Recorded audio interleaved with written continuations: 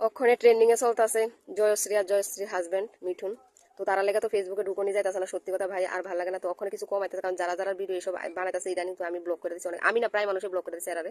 কারণ কি লিগে এতটা মানুষ যেতেছে না, এত ভিডিও আইলে কেমনে পসিবল।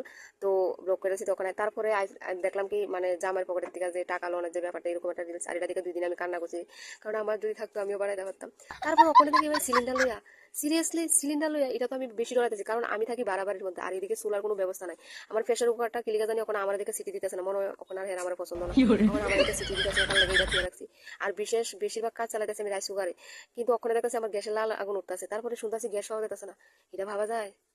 গ্যাস না হলে কি করবো, কারণ চুলা তো আমি রান্না করতে জানি না, আমি পারি না চুলাতে রান্না করতে। কিছুদিন আগে আমার বাড়ির মধ্যে একটা প্রোগ্রাম গেছিল, যেটা আমি তোমরা লোকের প্রোগ্রামটা পুরোটা শেয়ার করতাম না, ভালো মেনু টেনুরি তুলছিলাম, কিন্তু হঠাৎ করে এই ভিডিওটা কই জানি গায়েবার পাইছিলাম না।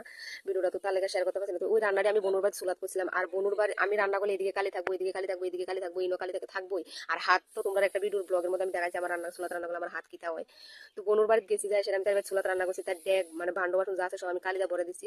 আর করে তো আমি যাওয়া অবস্থা করছি, তাই করছি আরেকদিন রান্তা মাইলে চুলার মধ্যে একদম মানে মাছ উল্টানি দিয়ে বলে আমার চোখ গায়ে দিবে। আরেকদিন আবি একদম চোখের ভিতরে গুতা দিয়ে দেবো ডাইল গুটনি দিয়া, যদি আরেকদিন আমার দিনে কালি যাবো তখন তো কালি যেতে যেতাম না। যদি সিলিন্ডার না পাই আমার কি দেবে ভাই, অ্যাটলিস্ট সিলিন্ডারের প্রবলেমটা যদি না হইতো, এমনি আমার নাই বই।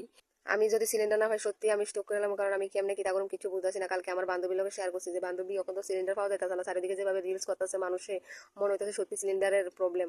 আমার বান্ধবী কইতাছে তাইও কিতা করবো, তাইরও সিলিন্ডার শেষ। আমি কইতাছি যে সেট করে এবার একটা কারেন্টের চুলা লই এলাম যদি গ্যাস না পাই, তাই আমি বলে বড় লোক। তা বলে না, সুবিধা হলে কি সুবিধা, তোমরা প্লিজ